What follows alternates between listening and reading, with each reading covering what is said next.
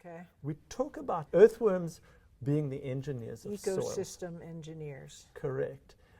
Tell us a little bit about why farmers should be thinking about using earthworms to turn their soil and to reduce compaction problems rather than metal, steel. Right.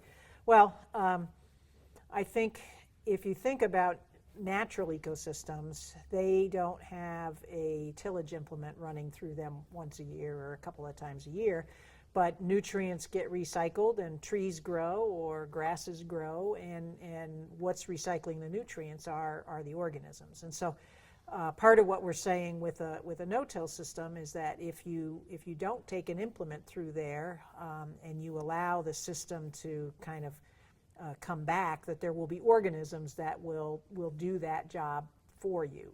They do it differently, obviously, than a piece of metal would do it.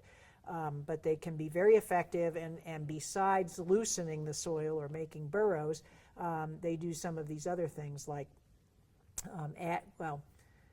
convert nutrients, okay, recycle nutrients, have pathways where roots can grow, and then those pathways stay there. You don't, if you think about a tillage implement, any root channel from last year in the topsoil is going to be totally broken up by a tillage implement the next year. If you have a nightcrawler channel, or even if you have a redworm channel that's part of the redworm channel, it's there. Yes. And then the roots can follow that, and so you can have channel built upon channel built upon channel. And the nightcrawler channel, maybe a root, maybe a corn root, maybe a cover crop root yes. will go down that, and then the next year another nightcrawler, and so on. So it builds upon itself. Okay. And organic matter decomposes faster when you do tillage, and so that has a whole host of detrimental impacts. Okay. Will you explain to us why organic matter decomposes faster because of tillage? A tillage operation does a couple things. Number one is it opens up aggregates that were otherwise protected. So you're opening up more surfaces for the bacteria to decompose the organic material faster. Yes. So that's probably the main reason. Sometimes people say, well, you're putting oxygen in the soil. It's not really so much that as by breaking up aggregates, you expose the organic matter in the soil to decomposition, whereas when it's in an aggregated state in the soil, some of that's protected, and the bacteria that decompose that organic matter can't get to it. So the tillage actually favors then, say, bacteria that would live in that environment. Yes. And that's maybe what causes the flush of carbon dioxide and nitrates into the soil as well, I guess. Oh, yes. The flush of carbon dioxide is very much related to the tillage. The tillage operation. Right. Okay, yeah. Right. All right, well, I'm a farmer. Tell me what I need to do to increase my earthworm populations.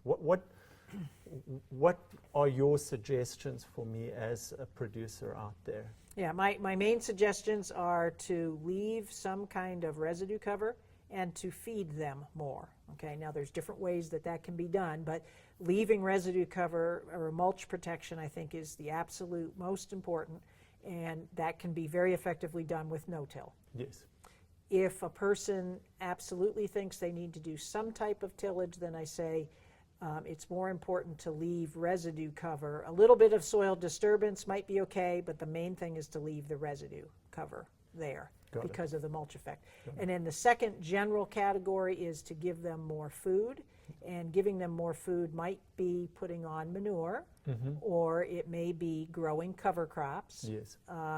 It might be rotating with something like a hay crop for those farmers who have that, option and that opportunity. But cover crops are probably one of the most practical ways of giving them more food for many producers. Right.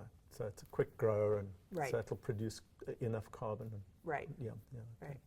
Well, you're a soil physicist, Eileen. So we better talk about water flow. Let's talk about that water flow, because obviously water is a free resource to the farmer. Right. So give us a little bit more indication. I don't know, do you have fields that are droughty as well as waterlogged in this part of the world, or is there a particular...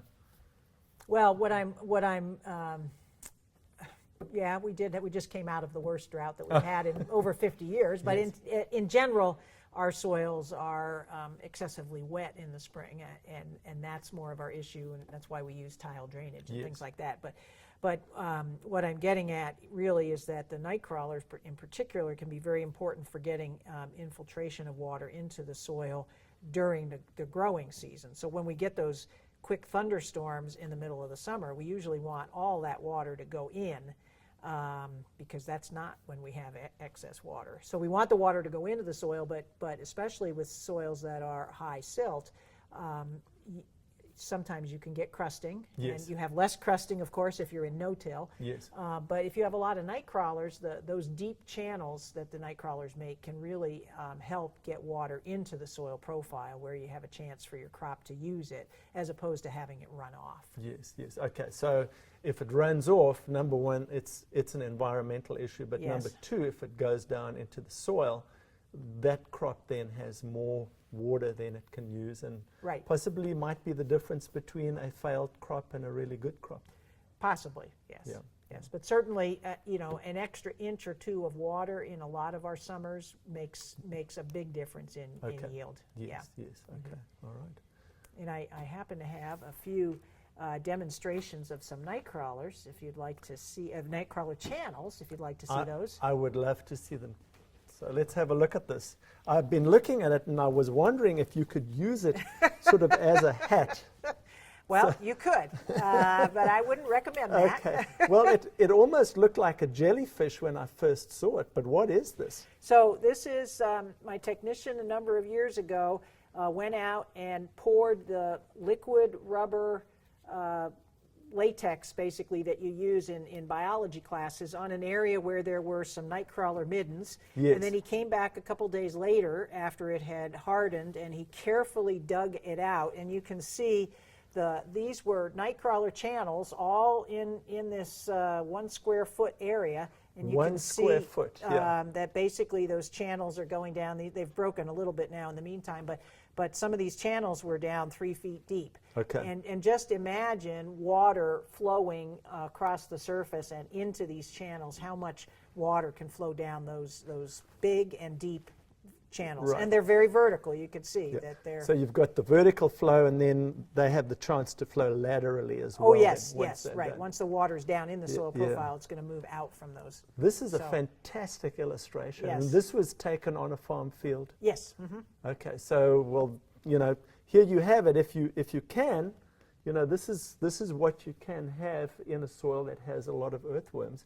Right. And, of course, your earthworms are going to have all sorts of other critters around them, so that's great. Right. Wow, Eileen, I love this. Yes, it's great. yes, I think it's a great demonstration of nightcrawler channels. Do you have any other demonstrations?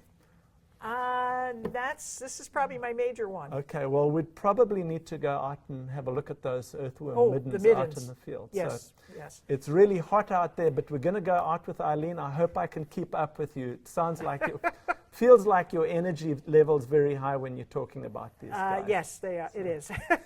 It's been absolutely fantastic to talk to you, and let's go out into the field and see what we've got. All right, sounds great. Thanks. Thank you so much. Thank you.